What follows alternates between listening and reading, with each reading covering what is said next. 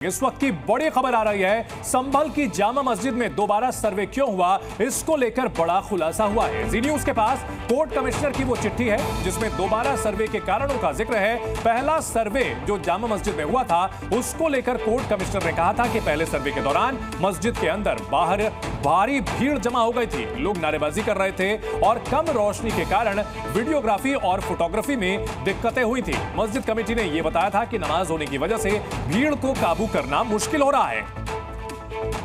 तो सर्वे के दौरान हुई थी हिंसा, पत्थरबाजी, आगजनी और इसकी वजह से संभल में जबरदस्त तरीके से तनाव पसरा हुआ है। और इन सब के बीच कोर्ट कमिश्नर की जो रिपोर्ट आई है उसमें यह खुलासा हुआ है कि आखिरकार दूसरे सर्वे की नौबत आई क्यों थी। इसके पीछे जो वजह बताई गई है उसमें पहले सर्वे में भारी भीड़ जमा हो गई थी जिसको काबू करना काफी मुश्किल हो रहा था। रोशनी कम थी, इसी वजह से वीडियोग्राफी और फोटोग्राफी में दिक्कत आ रही थी। कोर्ट कमिश्नर के पत्र में ये तमाम बातें निकल करके सामने आई हैं। कम रोशनी से सर्वे में मुश्किल आ रही थी, नमाज के कारण रोका गया था सर्वे, ये तमाम बातें निकलकर सामने आ रही हैं। संभल में दोबारा सर्वे क्यों हुआ है, इसको लेकर यह बड़ा खुलासा हुआ है।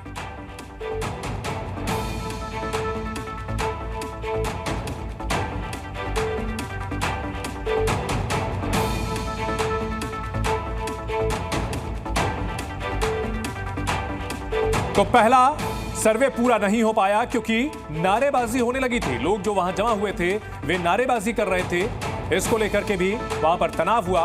मस्जिद के अंदर और बाहर भारी भीड़ इकट्ठा हो चुकी थी, जबरदस्त विरोध होने लगा था और इसी वजह से पहला सर्वे पूरा नहीं हो पाया। भीड़ को काबू कर पाना मुश्किल था। वहां मस्जिद कमेटी जो थी उसने ये बात कही थी और यही बात मस्जिद कमेटी ने कहा था कि वहां नमाज होनी है और ऐसे में भीड़ को काबू कर पाना मुश्किल होगा। संभल को लेकर के बड़ा खुलासा सामने आया है और पहला सर्वे पूरा नहीं हो पाया था। इसके पीछे कई वजहें निकल करके सामने आई है जिसमें सबसे बड़ी वजह भारी भीड़ थी जो कि नारेबाजी कर रही थी। मस्जिद के अंदर और बाहर भीड़ इकट्ठा हो गई थी। हमारे सहयोगी ब्रजेश तिवारी इस बड़ी खबर पर हमारे साथ जुड़ चुके हैं। ब्रजेश, संभल में फिलहाल क्या हालात है, क्या स्थिति है वहां पर और जो ये जानकारी निकल करके सामने आई है इसके बारे में क्या आपके पास इंफॉर्मेशन? देखिए 19 तारीख को जब पहली बार सर्वे की टीम यहाँ पर पहुंची थी तो रात का वक्त था, शाम हो चुकी थी, अंधेरा था और जिसकी वजह से डिले हुआ। हालांकि उसके बाद जब रविवार को फिर से दोबारा टीम पहुंची तो उनका सर्वे का काम पूरा हो गया। अभी फिलहाल स्थिति मैं बताऊं आपको, ये मस्जिद है, मेरे दाहिने तरफ मस्जिद है और उसके सामने जो ये सड़क आप देख रहे हैं ये अभी भी यहाँ पर सन्नाटा है। सन्नाटा इसलिए है क्योंकि अभी भी जो आसपास के लोग हैं, ज़्यादातर लोगों के घरों में ताले लगे हुए हैं। पुलिस को ये लगता है कि जो आसपास के लोग हैं वो इसमें शामिल थे, इसी वजह से वो लोग यहाँ से गायब हैं।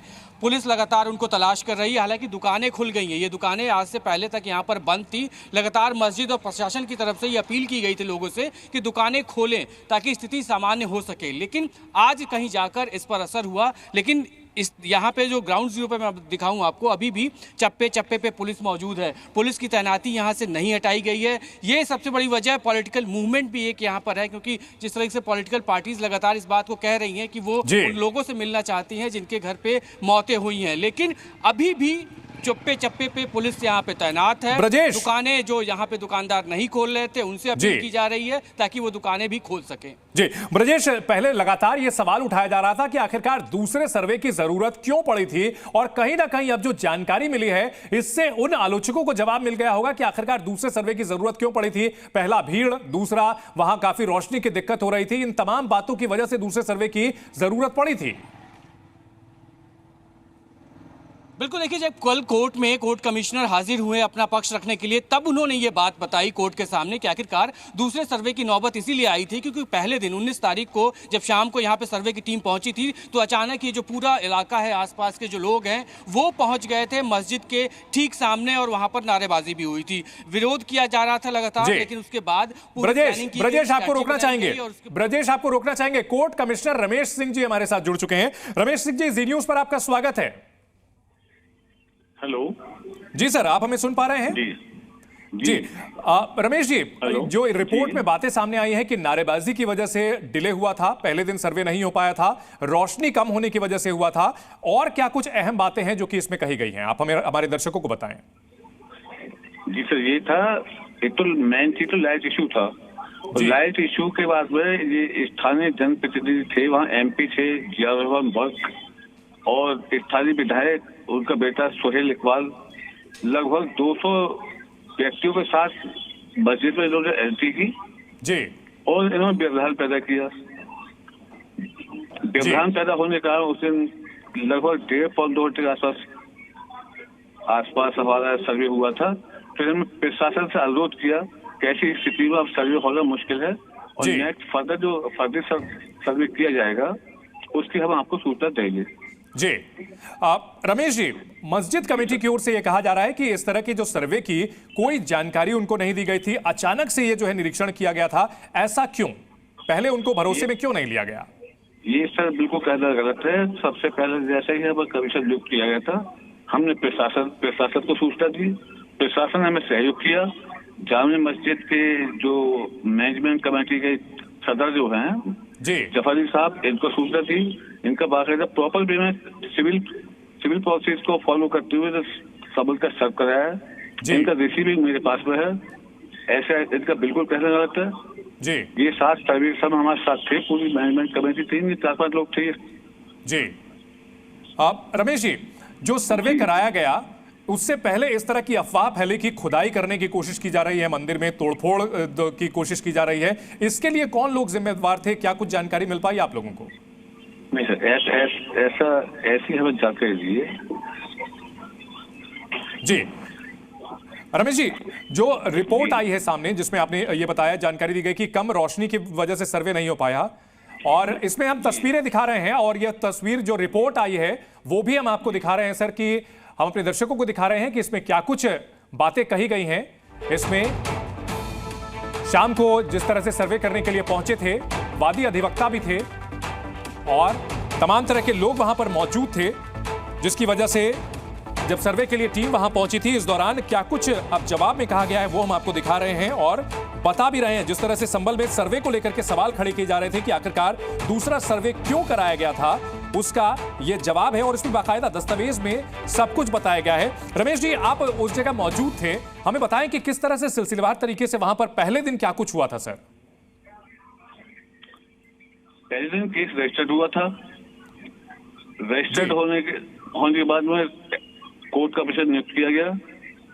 मैंने जो है कोर्ट से कॉपी रिसीव करने के बाद में प्रशासन को प्रत्यावर्तन दे दिया कि सब मुझे मौके का स्पॉट करना है और मुझे सुरक्षा दी है। प्रशासन को सूचना देने के बाद में प्रशासन के द्वारा इन लोगों को मैनेजमेंट कमेटी बुलाया गया है, इन्हें सूचना दी गई, इन्हें कॉन्फिडेंस में लिया गया पूरी तरह से। ये हमारे साथ थे, इन्होंने मैंने सूचना दी, उसका रिसीविंग मेरे पास में इनका जफरी साहब का रिसीविंग भी है।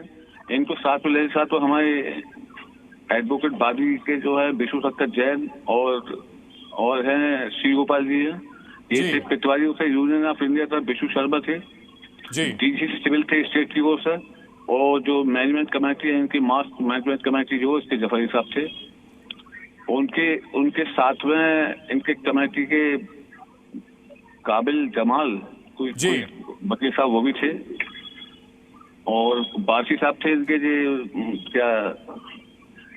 रमेश जी, आपने चूंकि ये अदालत के आदेश पर यह सर्वे हो रहा था, तो वहां जो सांसद महोदय और जो वहां विधायक के बेटे थे, क्या आपने उन लोगों को यह जानकारी दी कि यह अदालत के आदेश पर हो रहा है और ऐसे कदम को रोकना अदालत के आदेश का उल्लंघन होगा? ऐसा हुआ सर, हम तो सब कमीशन कर रहे थे, अचानक ये लोग आए, क्योंकि वहां के ये सांसद है जी, वो विधायक पुत्र है, जबरन उसमें मस्जिद में घुसाए कई लगभग 200 समर्थकों के साथ और नारेबाजी करने लगे। जिन्होंने वहां व्यवधान पैदा किया। अब ऐसी स्थिति में एक लाइट इशू तो था ही, जब इनके द्वारा हस्तक्षेप किया गया तो सर्वे जो होना संभव नहीं था। फिर हमने वहां के प्रशासन से अनुरोध किया कि किस तरह इस ऐसी स्थिति में जो इतना हस्तक्षेप शोर शराबा हो जाए, नारेबाजी हो, हम सर्वे नहीं कर सकते जी। तो रमेश जी, जब प्रशासन के पास जानकारी थी वहां पर जाना है, तो क्या पर्याप्त पुलिस बल आपके साथ नहीं था, या फिर जो पुलिस बल था उसके ऊपर भारी पड़ गई थी वहां भीड़? उसमें लोकल प्रशासन ने लोकल फोर्स जितना भी था आसपास का 4-5 थानों का था जी, और क्योंकि वहां के जनप्रतिनिधि है, सांसद है और ये विधायक होते सोहेल इकबाल, जी ये थे, उन्होंने रोकने की कोशिश की, मैन गेट पर कुछ कम फोर्स था तो ये उस पर एंटर कर गए। नमाज का समय भी कुछ देर होने वाला था। ठीक है। रमेश जी, आपसे गुजारिश है आप हमारे साथ बने रहें। हरिशंकर जैन जी हमारे साथ जुड़ चुके हैं, जो कि इस पूरे मामले को लेकर के प्रमुखता से उठाते रहे हैं और अदालती लड़ाई भी लड़ रहे हैं।